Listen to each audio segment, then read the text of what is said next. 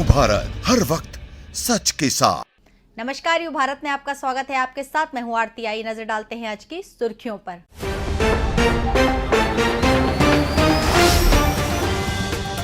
आनंद नगर इलाके में जहर खाने वाले परिवार के अंतिम सदस्य की भी हुई दर्दनाक मौत।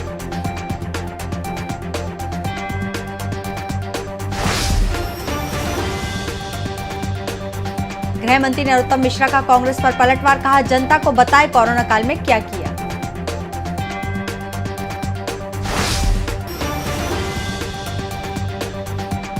भाजपा प्रदेश कार्यालय में कैबिनेट व राज्य मंत्रियों की हुई बैठक।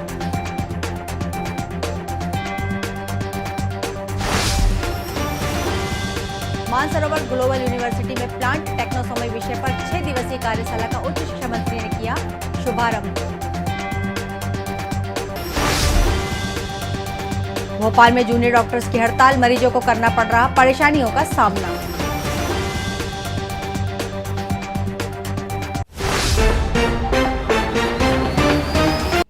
अब खबरें विस्तार से। भोपाल के आनंद नगर इलाके में सूदखोरों से परेशान होकर जहर खाने वाले परिवार के 5वें और अंतिम सदस्य की भी मौत हो गई। संजीव जोशी की पत्नी अर्चना जोशी ने आज सुबह अस्पताल में इलाज के दौरान दम तोड़ दिया। इससे पहले शनिवार को उनके पति संजीव जोशी और बड़ी बेटी ग्रीष्मा की भी मौत हो गई थी। वहीं शुक्रवार को उनकी सास और छोटी बेटी की भी मौत हो गई। इधर पुलिस ने इस मामले में आरोपी चारों महिलाओं को गिरफ्तार कर जेल भेज दिया है। बता दें कि न्यू अशोका विहार कॉलोनी आनंद नगर में रहने वाले संजीव जोशी उम्र 47 साल, उनकी पत्नी अर्चना जोशी उम्र 45 साल, संजीव की मां नंदनी उम्र 67 साल, बेटी ग्रेशिमा 19 साल और छोटी बेटी पूर्वी जोशी 16 ने मिलकर गुरुवार रात को जहरीला पदार्थ पी लिया था। इंटरनेट मीडिया पर उनके वीडियो और सुसाइड नोट देखने के बाद रिश्तेदार और पुलिस ने निजी अस्पताल में भर्ती कराया था। शुक्रवार को संजीव की मां नंदिनी और छोटी बेटी पूर्वी ने दम तोड़ दिया। शनिवार देर रात करीब 11 बजे संजीव की इलाज के दौरान मौत हो गई।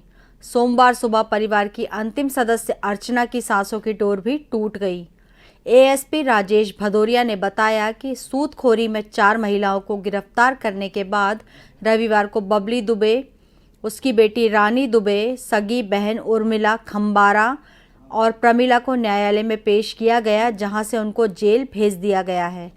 बता दें कि समाज में कुछ असामाजिक लोग इतने ज़्यादा व्याप्त हो चुके हैं जिनके कारण लोग परेशान होकर मजबूरी में गलत कदम उठा लेते हैं, जिसका खामियाजा पूरे परिवार को उठाना पड़ता है। देश प्रदेश में ये ऐसी पहली घटना नहीं है, पहले भी इस तरह की दर्दनाक खबरें सामने आई हैं। उक्त घटना में सभी आरोपियों को कड़ी से कड़ी सजा मिलनी चाहिए ताकि आने वाले समय में असामाजिक निर्दयी लोगों को इस प्रकार का कृत्य न करें। इसमें जो पिपलानी थाना अंतर्गत संजीव जोशी हुए, उनके परिवार के 5 सदस्यों ने सुसाइड अटेम्प्ट किया था, जिसमें आज उनकी पत्नी अर्चना जोशी की भी डेथ हुई है पॉइजनिंग के कारण से। और इस घटनाक्रम में जिनसे इनका पैसे का लेन देन था, जिनके प्रताड़ना से तंग आकर सुसाइड किया था, उनको भी उनके विरुद्ध जो नामजद FIR 306 IPC और मध्य प्रदेश ऋणी संरक्षण अधिनियम के तहत कार्रवाई की गई थी, उसमें गिरफ्तार करके माननीय न्यायालय के माध्यम से जेल भेजा गया। मध्य प्रदेश के गृह मंत्री नरोत्तम मिश्रा ने बताया कि पूरे मध्य प्रदेश में कोरोना के 12 नए मामले आए हैं, जबकि कोरोना से ठीक होने वालों की संख्या 8 है। साथ ही बताया कि प्रदेश में एक्टिव केसों की संख्या 126 है। कोरोना को लेकर राहुल बाबा के ट्वीट पर प्रतिक्रिया करते हुए कहा कि मैं राहुल बाबा ने क्या किया, कांग्रेस ने क्या किया। पूरे ने कोरोना काल राहुल बाबा, कमलनाथ पूरे देश भर में किसी कोविड सेंटर पर दिखे हों, किसी को अनाज बांटते दिखे हों तो ट्वीट करें। राहुल गांधी तो अच्छा लगेगा देश की जनता को। आइए जानते हैं क्या कुछ कहा गृह मंत्री नरोत्तम मिश्रा ने। मध्य प्रदेश सरकार में गृह मंत्री ने कोरोना के बढ़ते मामलों को देखकर स्कूल खोलने की प्रक्रिया को साफ करते हुए कहा कि स्कूल पर कोई भ्रम की स्थिति नहीं है। बिना पालकों की अनुमति के किसी भी छात्र को स्कूल नहीं बुलाया जाएगा। ऑनलाइन क्लास भी चलेंगी। 6 में से 3 दिन स्कूल खुलेंगे। बीजेपी बैठक को लेकर गृह मंत्री ने कहा कि भाजपा की यह बात सतत प्रक्रिया है, चलती रहती है। सरकार के काम को संगठन को बताया जाता है। संगठन के माध्यम से कार्यकर्ता योजनाओं को जनता तक पहुंचाने का काम करते हैं। कांग्रेस के ट्वीट को, जिसमें मध्य प्रदेश को गरीब बताया है, उस पर गृह मंत्री नरोत्तम मिश्रा ने कहा कि कांग्रेस इतने समय सत्ता में रही, वही है करके आई है।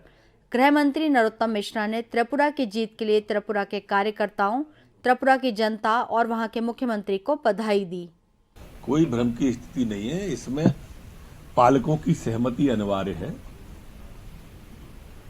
पालक सहमति देते हैं तो वो स्कूल जाएंगे। 50% जैसा माननीय मुख्यमंत्री जी ने कहा है, वैसा 50% उसे लागू करेंगे। एक बच्चे जाएंगे स्कूल की क्षमता के अनुसार और 50% अगले दिन दूसरी क्षमता के अनुसार।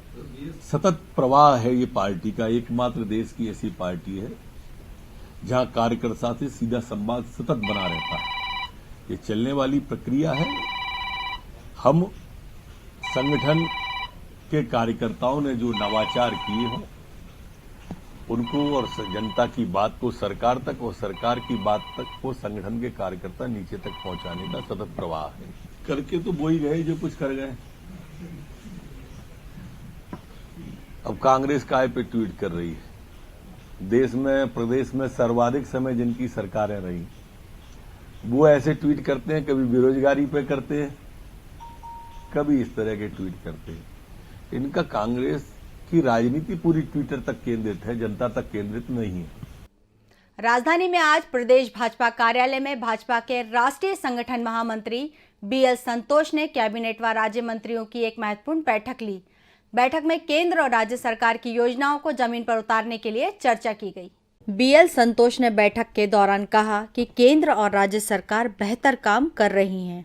सत्ता और संगठन ताकत से जनता के बीच कैसे जाएं, उस पर ध्यान देने की जरूरत है। वहीं बैठक के दौरान चारों आदिवासी मंत्री नदारद नजर आए। मंत्री बिसाहूलाल साहू की बैठक से दूरी चर्चा का विषय बनी रही, क्योंकि विवादित बयान के चलते कल ही सीएम शिवराज ने मंत्री बिसाहूलाल साहू को फटकार पड़ी थी। उसके बाद मंत्री बिसाहूलाल साहू का बैठक से दूरी बनाना कई सवाल खड़े कर रहा है। वहीं दूसरी ओर सत्ता संगठन में समन्वय की कमी पर बीएल संतोष ने नाराजगी जाहिर की। उन्होंने मंत्रियों को काम पर फोकस करने की हिदायत दी। उन्होंने बैठक के दौरान कहा कि कार्यकर्ताओं में नाराजगी न हो, इस बात का ध्यान रखा जाए। साथ ही कहा कि जो मनमुटाव फैला है उसे दूर किया जाए। बैठक के बाद भाजपा प्रदेश अध्यक्ष विष्णुदत्त शर्मा ने कहा कि हम सभी को बीएल संतोष का मार्गदर्शन मिल रहा है। सत्ता और संगठन को लेकर और आगे बेहतर काम कैसे किया जाए, इस बात को लेकर चर्चा हुई। वीडी ने कहा कि सरकार और बेहतर तरीके से कैसे काम कर सकती है, इस पर मार्गदर्शन मिला है। लगातार हम सबको मार्गदर्शन कर रहे हैं। अभी हमारे कैबिनेट के सभी मंत्रियों की बैठक हुई है और मुख्य तौर पर केंद्र राज्य सरकार की योजनाओं का और सरकार के जो काम है उन कामों का बेहतर क्रियान्वयन और उनको नीचे जमीन पर उतारने में संगठन की भी जो महत्वपूर्ण भूमिका है और संगठन के साथ सरकार का जो बेहतर एक कोऑर्डिनेशन जो मध्य प्रदेश जिसके लिए बड़ा एक अच्छा काम मध्य प्रदेश के अंदर सरकार और संगठन के समन्वय का जो हुआ है और चल रहा है, उसको और ताकत देना, उसको और गति देना और ऐसे सारे कामों का नीचे जमीन पर क्रियान्वयन करना, इसमें भारतीय जनता पार्टी के संगठन और सरकार की महत्वपूर्ण भूमिका है। समय हो चला एक छोटे से ब्रेक का, अभी हाजिर होते हैं।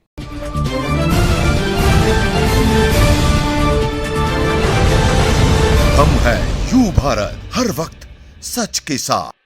आवश्यकता है मध्य प्रदेश छत्तीसगढ़ राज्य के सभी जिला और विधानसभा मुख्यालयों पर संवाददाता प्रतिनिधि नियुक्त करना है। इच्छुक संपर्क करें। पत्रकारिता के क्षेत्र में कार्यरतों को प्राथमिकता दी जाएगी। संपर्क करें 8226001266 और 9425011755 और 8982046067। अधिक जानकारी के लिए आप हमारी वेबसाइट विजिट कर सकते हैं www.ubharattv.com और आप हमें ईमेल भी कर सकते हैं news@ubharattv.com। सनसनी नहीं, सिर्फ सरोकार, विश्वसनीयता के साथ सटीक खबरें, हर मुद्दे की पड़ताल, हर मुद्दे पर नजर, चप्पे चप्पे की खबर, सरकार से करेंगे सवाल, बनेंगे जनता की आवाज। हम हैं यू भारत, हर वक्त सच के साथ।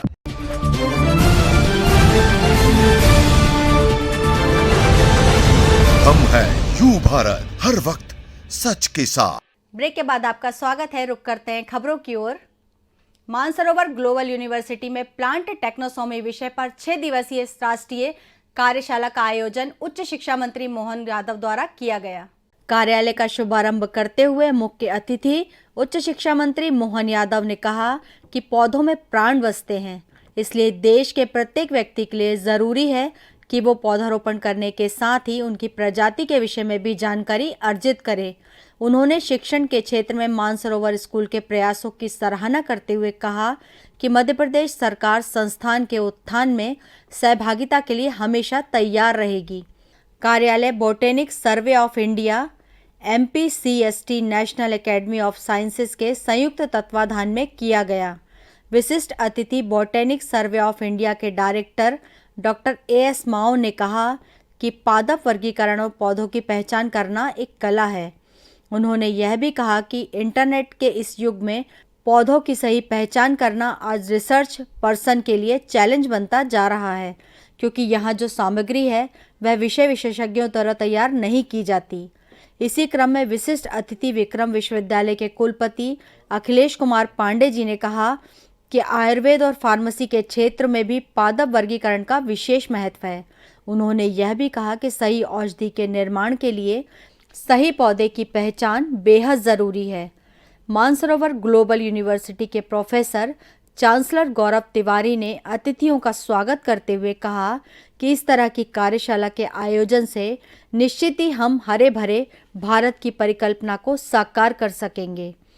कार्यक्रम को संबोधित करते हुए vice chancellor doctor Arun Kumar Pandey ने कहा कि मध्य भारत में पहली बार मानसरोवर समूह द्वारा प्लांट टेक्नोसॉमी कार्यशाला का आयोजन किया गया है, जिसमें कि ट्रेडिशनल टेक्नोसॉमी और मॉलिक्यूलर टेक्नोसॉमी का समागम है। अंत में मानसरोवर ग्लोबल यूनिवर्सिटी के professor vice chancellor colonel HR Rohil ने सभी को धन्यवाद ज्ञापन दिया। ये पादप वर्गीकरण है। बेसिकली हर जैसे आपका हमारा नाम होता है, वैसे हर प्लांट्स की हर प्रजाति का भी एक नाम होता है।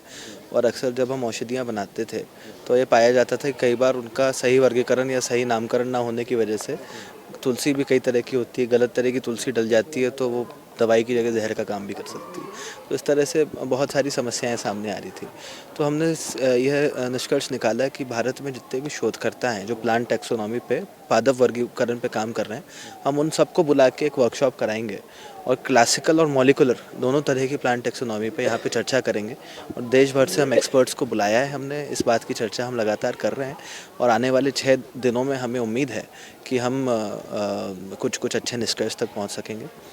इस वर्कशॉप में हमारे साथ बॉटनिकल सर्वे ऑफ इंडिया के चेयरपर्सन माओ साहब जुड़े हैं, national academy of sciences India के से लोग जुड़े हुए हैं, मध्य प्रदेश CST जो centre of science and technology है उनका भी सहयोग उसमें मानसरोवर ग्लोबल यूनिवर्सिटी के साथ है। नीट PG की काउंसलिंग में हो रही देरी के विरोध में देश भर के जूनियर डॉक्टर्स की हड़ताल जारी है। वहीं राजधानी के जूनियर डॉक्टर्स भी हड़ताल पर रहे, जिस कारण OPD और OT में काम प्रभावित हो गया। राजधानी में भी जूनियर डॉक्टर्स अपनी मांगों को लेकर हड़ताल पर रहे, जिस कारण OPD और OT में काम प्रभावित रहा। जूनियर डॉक्टरों ने कहा कि नीट PG की काउंसलिंग में हो रही देरी के कारण उन पर काम का भार पड़ रहा है। जूनियर डॉक्टरों की हड़ताल के चलते हमीदिया में मरीजों को भी परेशानी उठानी पड़ी। हालांकि इमरजेंसी की सुविधा चालू रही। जूनियर डॉक्टरों ने कहा कि मांगे पूरी नहीं होने तक उनकी हड़ताल जारी रहेगी। खबरों में फिलहाल इतना ही। मुझे दीजिए इजाजत। नमस्कार।